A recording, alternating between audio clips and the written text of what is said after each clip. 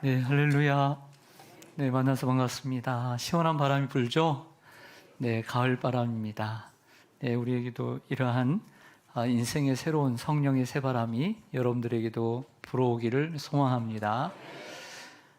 제가 10년 전에 그 개봉한 영화 하나를 여러분들에게 소개하려고 합니다. 해적, 바다로 간 산적이라고 하는 이 포스터에 올려드리는 이 포스터 같은데요. 이 영화는 800만 관중을 기록했는데 저는 TV에서 봤는지 영화관에서 봤는지 잘 모르겠어요. 그런데 참 재밌게 봤습니다. 해적과 산적이 하나가 되어서 조선의 잃어버린 국세를 찾는 것인데요. 해적과 산적이 국세를 찾는 이유는 자기들의 돈 벌기 위해서 그런 거겠죠. 네, 그런데 이제 결론적으로 이 국세를 찾아가지고 조정에 반납을 하게 됩니다. 근데 이 잃어버린 국세가 어디 있었냐면 고래가 먹었어요. 고래가 그 국세를 어떻게 해서 먹게 됐습니다. 이제 배를 타고 갔겠죠. 그러다가 이제 떨어뜨리니까 고래가 국세를 먹었습니다. 영화예요, 영화 이거. 현실적으로 생각하지만 영화. 근데 제가 이 영화를 보면서 가장 재밌게 봤던 장면 가운데 하나는 이제 철봉이라는 역으로 저기 오른쪽 끝에 나오는 그 유해진이라고 하는 배우가 산적들에게 고래를 설명하는 장면도 무척 재밌었어요. 해적이었던 유해진이 산적이 된 이유는 배멀미를 해서 그랬어요. 배멀미를 해가지고 그 직업을 포기하고 산적이 된 거예요. 유해진이 산적들에게 이제 국세가 어디 들어갔어요? 고래 뱃속에 들어가니까 고래를 설명을 해야 되잖아요. 고래를 설명하면서 이따만하게 원을 그립니다. 그러면서 하는 말이 이게 고래의 눈이라고. 그러니까 사람들이 믿어야 안 믿어요? 안 믿죠. 그만큼 고래가 크다는 얘기를 여러분들에게 해드리고 싶어서 그런 거예요. 요나가 바다에 던져졌습니다. 요나는 물에 빠져 죽을 뻔했죠. 그러나 죽지 않았습니다. 왜냐하면 하나님께서 큰 물고기를 예비하셔서 그가 죽지 않도록 이렇게 삼켰기 때문입니다.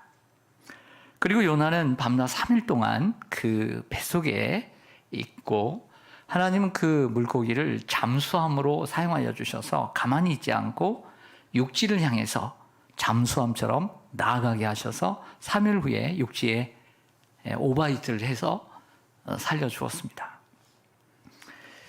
근데 이 물고기 뱃속에서의 3일 이야기가 아주 간단하게 기록되어 있는 장이 요나서 2장입니다. 기도로만 되어 있는 곳인데요. 요나를 삼키는 큰 물고기는 오랫동안 고래로 생각되어 왔습니다. 여러분도 그렇게 생각하신 분 계시죠?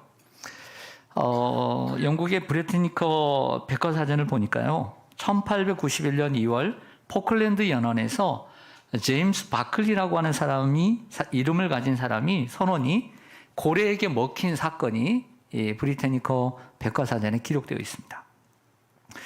그를 먹은 고래는 이 스펌 고래인데요. 보통 고래는 이 목이 좁다고 합니다. 근데 이 스펌 고래라고 하는 고래의 목의 넓이는 한 6m, 그리고 폭이 5m, 그리고 길이 또한 넓어서 큰 어느 여러분들 집의 방의 넓이만큼 크다는 얘기가 나와 있습니다. 얼마나 크면 그렇게 방만 하겠습니까? 그 목이, 목구멍이. 그러니까 사람을 능히 삼킬 수가 있는 것이죠. 이 제임스 바틀리라는 선원은 그 고래에게 삼킨 후에 하루반을 생존할 수 있었다고 기록해 주고 있습니다. 요나를 삼킨 큰 물고기는 고래가 아닐 수 있습니다. 상어 중에도요, 그 무서운 이빨을 갖고 있지 않은 바닷개, 씨도그라고 하는 상어가 있다고 합니다. 이 상어는 고래의 몸체만큼 크게 자란대요. 상어 중에도 고래만큼 큰 씨도그라고 하는 이러한 상어가 있다고 합니다. 제가 말씀드리고 싶은 것은 요나가 큰 물고기 뱃속에 들어가서 3일 동안 살 수 있었다는 것, 이것은 가능한 일이라는 것을 말씀드리고요. 또 하나는 아무리 그렇게 큰 물고기가 있어도 요나가 떨어지는 그 시간에 숨이 먹기 전까지 그 물고기가 그 자리에 있을 수 있었다는 것은 우연이라고 할 수 없다는 것이죠. 사람들은 일반적으로 우연이라고 생각하지만 믿음의 눈으로 볼 때 그것은 하나님의 섭리요, 하나님의 은혜인 줄로 믿습니다. 먼저 저는 오늘 본문 속으로 더 깊이 들어가기 전에 물고기 뱃속이라고 하는 것을 있었던 물고기 뱃속을 한번 생각해 보고자 합니다. 우리는 물고기 뱃속에 들어가 본 적이 없죠. 정말 지저분하고 냄새나고 제대로 숨도 못 쉬고 앉을 자리도 없고 막 비닐 같은 것이 있어가지고 막 미끄럽고 아마 그럴 것 같아요. 근데 그런 물고기 뱃속에 3일을 있었다고 합니다. 이 물고기 뱃속은 무엇일까? 요나의 표현을 빌리자면 바로 그것은 수올의 뱃속이다, 이렇게 표현을 하고 있어요. 결국 물고기 뱃속이라고 하는 것은 두 가지 양면성이 있습니다. 하나는 요나의 무덤이 될 수 있는 자리다 라고 하는 거예요. 그리고 또 하나는 새로운 인생을 시작하는, 새로운 인생을 잉태하는 자궁이 될 수 있는 자리가 물고기 뱃속이다. 이 두 가지를 열어놓는 것이 물고기 뱃속입니다. 요나서 2장 2절을 한번 보실까요? 여러분들 성경 요나서 2장 2절을 보면 이르되 내가 받는 고난으로 말미암아 여호와께 불러 아뢰었더니 주께서 내게 대답하셨고 내가 어디의 뱃속에서 부르짖었다 했습니까? 수올의 뱃속. 지금 어디의 뱃속도 있습니까? 물고기 뱃속에 있잖아요. 근데 물고기 뱃속을 요나가 수올의 뱃속이라고 말을 하고 있어요. 이게 무슨 뜻입니까? 수올이라는 말은 지옥이라고 하는 뜻도 있지만 성경은 여러 곳에서 죽음, 사망, 무덤 이런 표현을 쓰고 있습니다. 화면을 좀 보실까요? 시편 18편 5절 다윗이 사울왕에게 쫓김을 당할 때 그 자신의 모습을 수올의 줄이 나를 두르고 사망의 올무가 내게 이르렀다. 3,000명의 군사를 보내어서 자기를 둘러싸고 있을 때 이미 죽은 목숨과 같은 그 순간을 수올의 줄이 나를 두르고 사망의 올무가 내게 이르렀다고 표현을 하고 있습니다.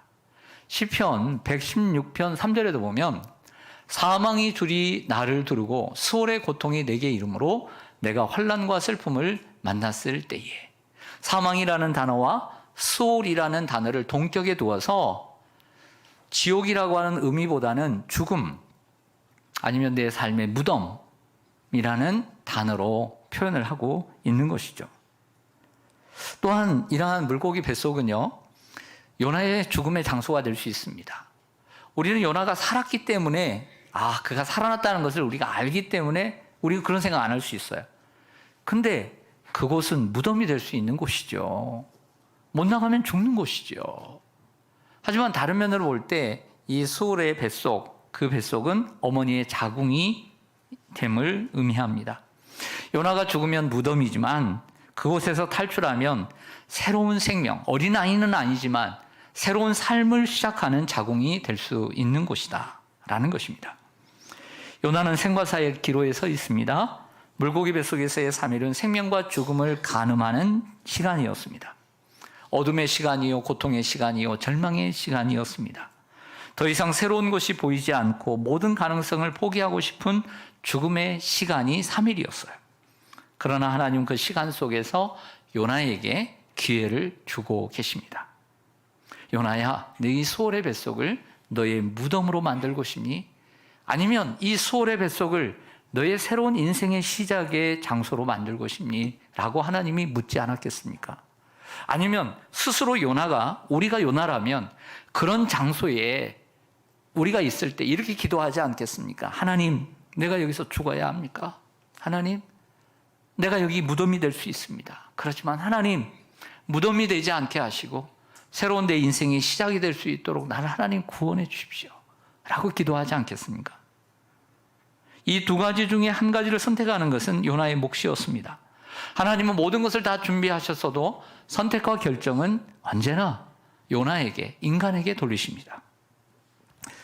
팀 켈러 목사님은 이때의 상황을 이렇게 묘사합니다. 한번 들어보세요. 큰 물고기가 요나를 삼켜서 그의 생명을 구했다.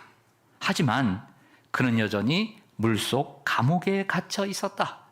그것을 물속 감옥이라고 얘기해요. 그는 살아있지만 얼마나 오래 버틸 수 있을까? 하나님이 또 다른 구원의 행위를 허락하지 않으시면 그것은 일시적으로 한숨 돌린 상황에 불과했다.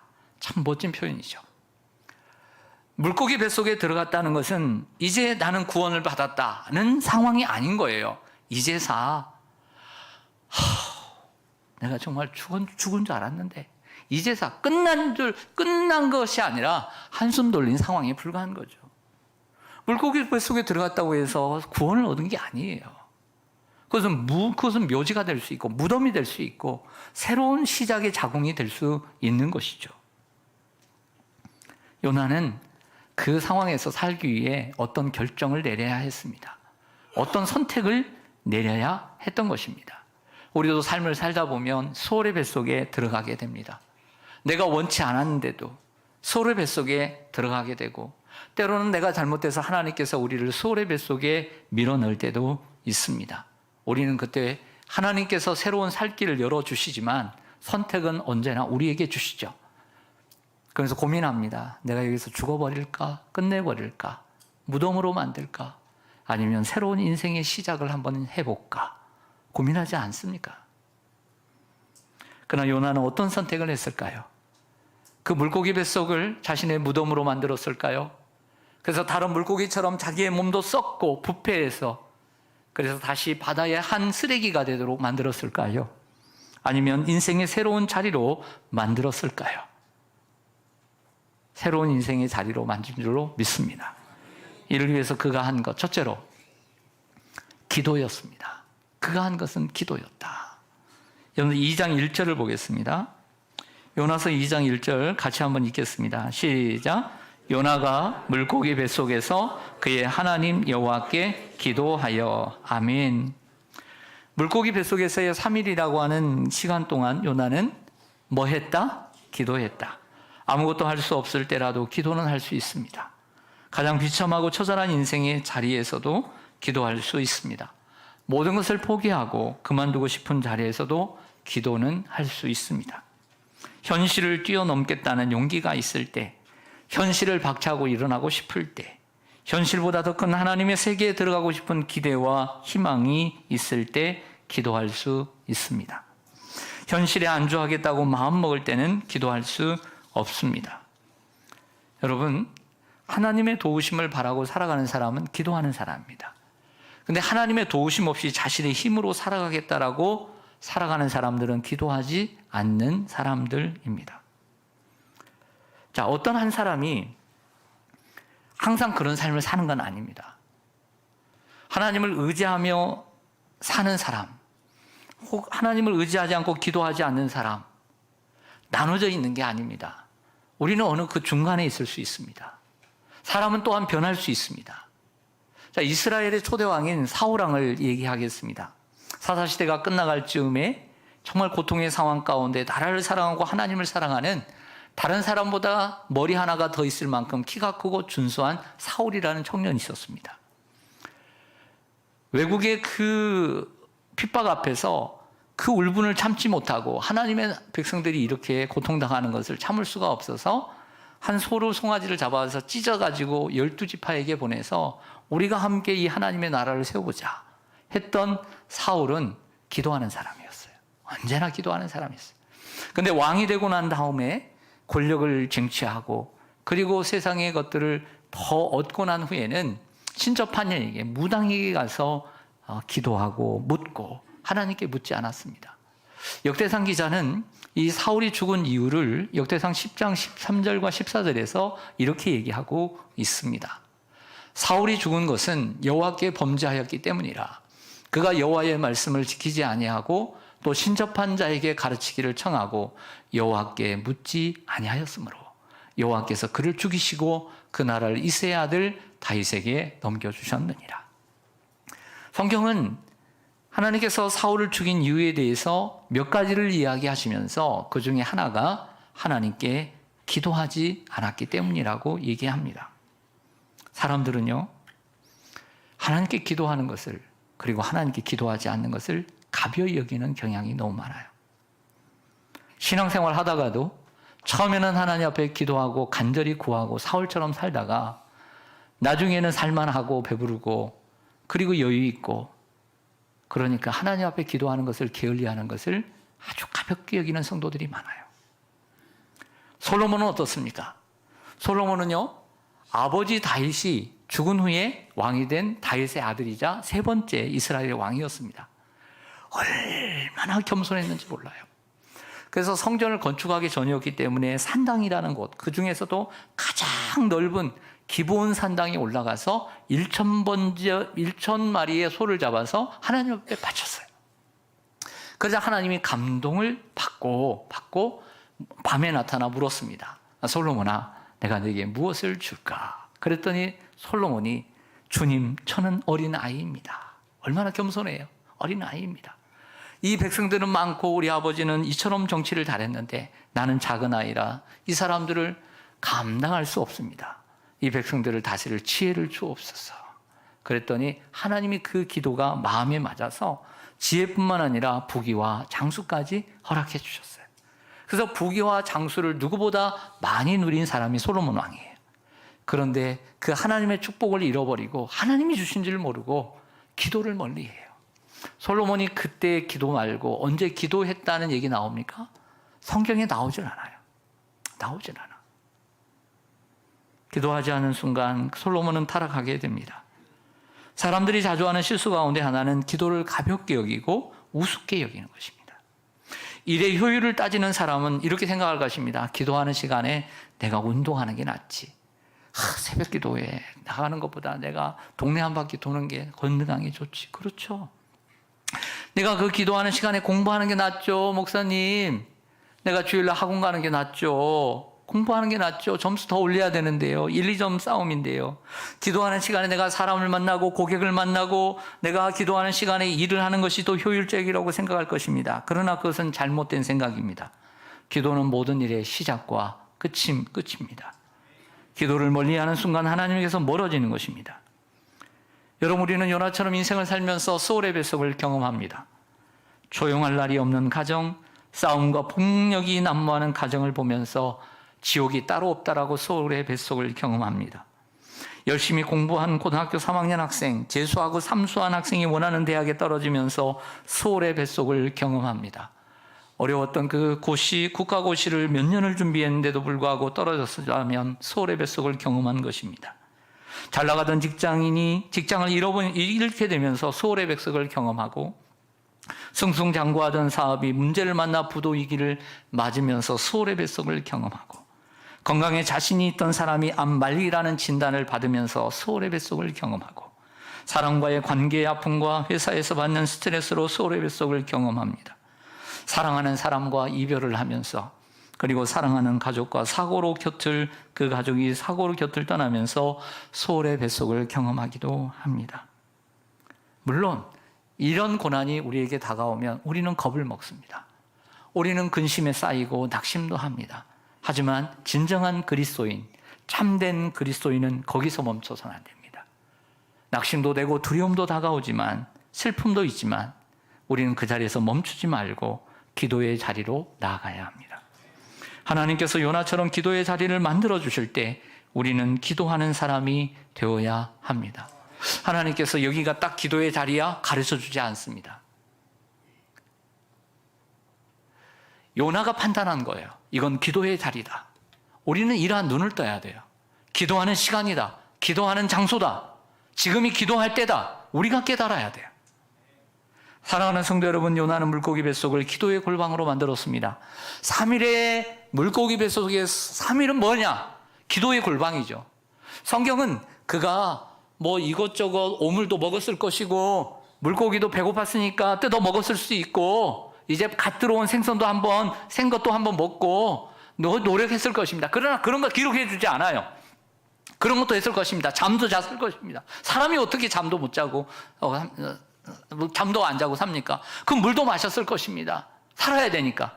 그러나 그 인생 가운데 그 3일 동안에 가장 중요한 것만 기록한 거예요. 그건 기도예요. 결국 뱃속에서의 3일은 기도의 골방이었다. 이렇게 정의할 수밖에 없는 거죠. 하나님의 말씀을 묵상하고 기도하는 골방이 여러분들에게도 필요하다고 생각지 않으십니까? 기도하지 않고 일하는 것은 내가 일하는 것입니다. 그러나 기도하고 일하는 것은 하나님이 일하는 것입니다. 기도하면서 공부하십시오. 기도하면서 일하십시오. 그리고 기도하면서 살아가십시오. 그런 여러분들 되시기를 주님의 이름으로 간절히 축원합니다. 요나가 물고기 뱃속을 자신의 무덤으로 만들 수도 있었어요. 가만히 있고 그냥 가만히 있으면 하나님도 포기하셨겠죠. 그런데 그가 기도한 것 외에 또 하나 한 게 있습니다. 새로운 인생의 출발점으로 삼기 위해서 그가 한 것 두 번째로 다시 주의 성전을 바라보는 것이었습니다. 2장 3절을 보겠습니다. 주께서 나를 기쁨 속 바다 가운데에 던지셨으므로. 누가 던졌어요? 다시요. 주께서 나를 기쁨 속 바다 가운데에 던지셨으므로. 누가 던졌어요? 네. 큰 물이 나를 둘렀고 주의 파도와 큰 물결이 다 내 위에 넘쳤나이다. 아멘. 요나가 참 이상한 말을 해요. 참 요상합니다. 요나를 던진 건 누구예요? 뱃사람들이죠. 뱃사람들이죠. 요나가 하나님의 얼굴을 피해서 도망칠 때 그를 찾은 건 누구예요? 폭풍이었고, 그리고 선장일이었고, 제비뽑기였습니다. 결국 지난주에도 말씀드린 것처럼 하나님의 얼굴을 피해서 도망을 다니지만 찾으신 분은 누구다? 하나님. 그리고 바다에 뱃사람들이 던졌지만 결국 요나가 깨달은 것. 누가 나를 던졌다? 주께서. 제가 지난주에 그 얘기 했잖아요. 찾으신 분은 하나님이고 배에 던지신 분도 하나님이다. 그러면 하나님께서 그 배에 던질 때 그의 몸을 던지고 싶었겠느냐? 아니죠. 그가 버려야 할 것들을 던지셨다. 지난주 설교의 내용 아닙니까? 사랑하는 여러분, 요나는 물고기 뱃속에 들어가서야 하나님을 인정하고 있습니다. 이제야 자신의 모든 삶 속에 하나님께서 깊이 관여하셨음을 알게 되었고 시인합니다. 마음의 변화가 일어난 거죠. 뭐의 변화요? 마음의 변화. 결국 물고기 뱃속은요, 요나의 심령을 변화시키는 장소였어요. 그리고 물고기 뱃속에서의 밤낮 3일은 요나의 심령을 변화시키는 장소였던 것이죠. 그런 면에서 요나가 물고기 뱃속에서의 3일, 이 3일은 요나를 위한 심령 부흥이었다. 심령을 변화시키는 부흥이었다. 이 말밖에는 설명할 말이 없는 거예요. 여러분, 교회는 왜 옵니까? 교회는 왜 오죠? 우리 학생들이 모르게 학교를 왜 가요? 그렇죠. 공부하러 가는 거죠. 도시락 먹으러 가는 게 아니에요. 친구하고 놀려고 가는 게 아니에요. 그건 어릴 때 얘기지만요. 고등학생 때 보세요. 공부하러 가는 거예요. 공부하러. 헬스장을 왜 가요? 운동하러 가는 거예요. 교회는 왜 와요? 운동하러? 몸이 좀 이렇게 알통이 나와요? 이두박근이 나옵니까? 우리 교회에 이렇게 계단이 있다고 다리에 좀 알이 배깁니까? 그러려고 나오는 게 아니에요. 돈 벌려고 나오는 거 아니에요. 돈 벌려면 회사를 가야 돼요. 공부하러 나오는 것 아니에요. 공부하러 나오는 거예요. 교회는 심령의 변화를 받기 위해서 나오는 것이에요. 할렐루야. 여러분들 운동하러 온 거 아니죠? 네. 오늘 돈 벌려고 나온 거 아니죠? 다 장소가 있는 거죠. 교회는 하나님을 예배하고 하나님의 말씀을 바라보고 하나님이 주시는 음성을 듣고 내 심령의 변화를 받는 곳, 마음의 단련을 받는 곳이 바로 교회인 거예요. 할렐루야. 운동하려면 저리 가세요. 그냥 산책하시고 헬스장 가세요. 피트니스 하세요. 돈 벌려면 사회 나가세요. 공부하려면 학교 가세요. 교회는 그런 곳이 아니에요. 교회는 하나님을 섬기는 곳이고 하나님의 음성을 듣는 곳이고 내가 잘못된 것이 있으면 하나님 앞에서 내 심령의 변화를 받는 곳이고 고침을 받아서 하나님이 원하시는 사람으로 좀 더 살려고 단련된 곳이에요. 할렐루야. 예. 학생들에게는요 1년에 한두 번씩 수련회라는 게 있습니다. 겨울 수련회, 여름 수련회.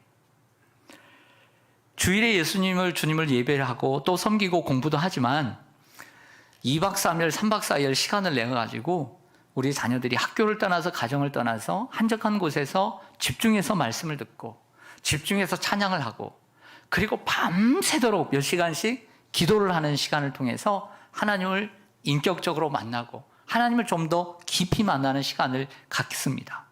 그래서 우리 학생들에게 수련회는요, 영적 부흥회예요. 할렐루야. 그 영적 부흥회를 통해 우리 친구들이 변화를 받고요, 인격적으로 주님을 만나고 삶의 목적을 깨닫게 되고 그리고 삶의 새로운 목적의 방향을 결정하면서 자신의 인생의 목적을 세우고 하나님 앞에 서원하는 역사들이 일어나는 거예요. 그런데 어른들은 어떻습니까? 2박 3일, 3박 4일 시간을 낼 수 있는 환경이 되지 않습니다. 아이들처럼 가정은 엄마 아빠에게, 학교는 잠시 방학이니까 쉬고, 우리 어른들은 언제 방학이 있습니까? 언제 가정을 뒤로 할 수 있습니까? 언제 직장을 뒤로 할 수 있습니까? 없습니다. 그래서 우리는 부흥회라는 시간을 갖고 더욱더 주님께 집중하는 시간을 갖는 것이죠. 일상에 지장이 없도록 그것도 새벽과 저녁 시간으로만 모임을 갖고 집중해서 말씀을 듣고 기도하는 시간을 갖습니다. 하나님께서는 이런 부흥회를 통해 한국교회뿐만 아니라 우리 교회에도 많은 은혜를 부어주신 줄로 믿습니다. 그리고 여러분 한 분 한 분에게도 헤아릴 수 없는 많은 은혜를 부흥회를 통해서 주신 줄로 믿습니다. 우린 그 은혜를 잊지 말아야 합니다. 2장 4절을 좀 보겠습니다. 2장 4절 우리 함께 읽겠습니다. 시작. 내가 말하기를 내가 주의 목전에서 쫓겨났을지라도 다시 주의 성전을 바라보겠나이다 하였나이다. 아멘. 요나는 주의 목전에서 쫓겨났다는 표현을 쓰면서 다시 주의 성전을 바라보겠다라고 얘기합니다. 이것은 자기 의지의 표현입니다. 물고기 뱃속은 발 디딜 곳도 없고 누울 곳도 없고 악취로 숨을 쉬기조차 힘든 곳이지만 다시 주의 성전을 바라보겠다라고 얘기합니다. 여기서 눈에 들어오는 단어는 다시라고 하는 것입니다. 다시. 영어에는 리라고 하는 거죠. 다시. 여러분 요나서 1장에 나타난 요나는요, 어떤 요나였냐면 하나님의 얼굴을 피했어요. 하나님의 얼굴을 피해서 도망치는 요나였어요. 그러니까 하나님이 계신 곳에서 멀어지고 성전에서 멀어졌던 것이죠. 그러니까 하나님의 얼굴을 바라 피했다는 것은 하나님의 성전을 피했다는 거예요. 교회를 피했다는 거예요. 여러분들 교회를 피하면요, 하나님을 피하는 거나 마찬가지예요. 교회를 멀리하면 하나님을 내가 멀리하겠다는 것과 같은 의미가 되는 거예요. 여러분들 신앙생활 한번 생각해 보세요.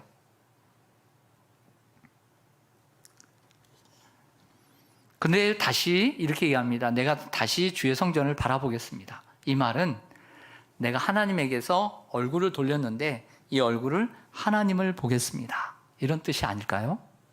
그냥 건물의 교회를 본다는 것이 아니라 하나님의 얼굴을 피해서 도망친 그가 다시 하나님의 얼굴을 바라보겠습니다.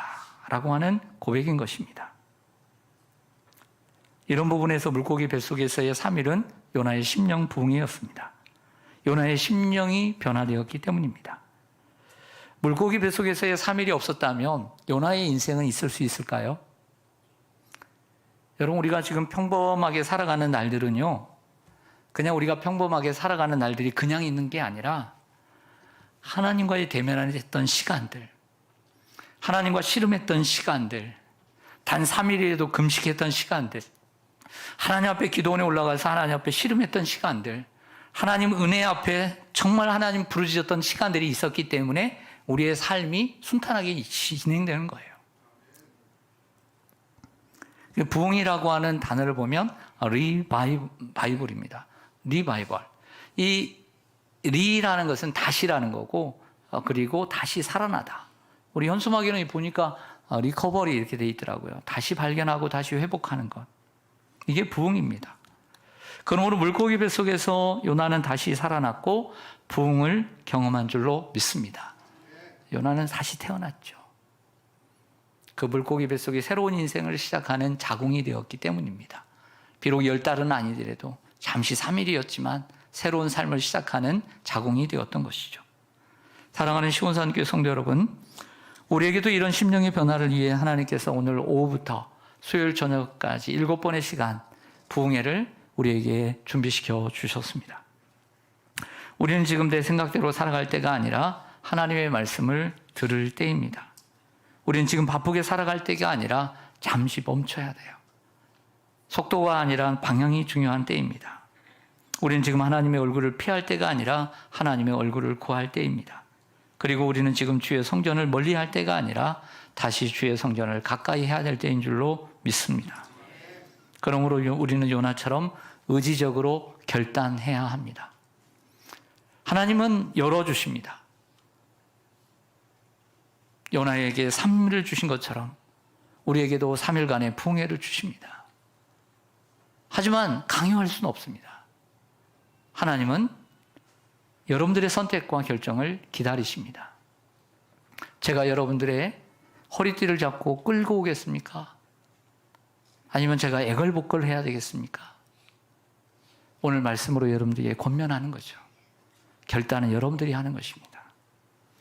목사님, 저는 시간이 없어요. 얼마나 바쁜지 몰라요. 할 일이 너무 많아요. 정말 그렇게 할 일이 많습니까? 보면 장례가 나면, 부모님 장례가 나고 가까운 분의 장례가 나면 다 쉬더라고요. 어떻게든지 그렇게 다 쉬는지 모르겠어요. 다 쉬더라고요. 마음먹기 달린 거죠. 그렇게 3일을 다 쉬라는 것도 아니고 새벽에 나오고 일하시고 피곤하지만 저녁에 나오라는 것은 좀 잠을 줄이고 좀 더 근신해서 시간을 내서 헌신하라는 거죠. 그렇게까지 하라는 건 아니죠. 또 멀리 계신 분들은 새벽에 못 나오시면 영상으로 들으시고 나중에 받으시고 저녁에라도 나올 수 있도록 그렇게 배려를 하지 않습니까? 정말 우리가 주님의 전에 정말 나오지 못할 만큼 그렇게 어려운 일이 있다면 몰라도 우리가 마음의 문제 아니겠습니까? 의지적으로 결단해야 합니다. 내가 주의 성전을 바라보겠나이다. 주만 바라보겠습니다. 이 시간은 하나님께서 나에게 예비된 시간이오니 주님 앞으로 나아갑니다. 감사하게도 이번에 오시는 김덕신 목사님은 작년 2월 달에 4년 만에 한 부흥회에서 그리고 9월 금요기도의 시간마다 금요 말씀 사경회를 통해서 우리에게 그 말씀이 검증된 분입니다. 더 이상 우리가 다시 볼 수 있는 우리가 따질 만한 분이 아닙니다. 우리가 찾아가도 되지만 번거롭잖아요. 오셔서 말씀을 전하십니다. 얼마나 좋습니까? 여러분, 여러분들의 전문 분야에도 여러분들이 어떤 한나절, 1시간이라도 누가 어디 정말 제가 좋은 세미나가 있다. 그럼 몇만 원 내야 되고요. 여러분 발품 팔아야 되고요. 여러분들 돈 내야 되고요. 그렇습니다. 근데 귀찮아서 안 가고 머리에서 안 가고 그러면 남는 거 없습니다. 안 갔으니까. 그러나 내가 돈 내고 내가 며칠 동안 세미나비 내고 내가 숙소비 내고 식비 내고 여러분 다녀오면 공짜가 있던가요? 다 유익이 있습니다. 내 삶에 유익이 있고 내 전문 분야에 성장을 위한 발판이 되지 않았겠습니까? 신앙도 마찬가지입니다. 하나님께서 우리에게 주신 시간들을 잘 열심히 우리가 수용하고 내 것으로 받을 때 우리는 성장할 수 있고 더 나아갈 수 있는 발판이 되는 줄로 믿습니다. 이러한 의지적인 결단이 있을 때 여러분이 처한 자리는 무덤이라는 종착점이 아닌 인생의 새로운 출발점이 될 줄로 믿습니다. 아멘. 기도하겠습니다.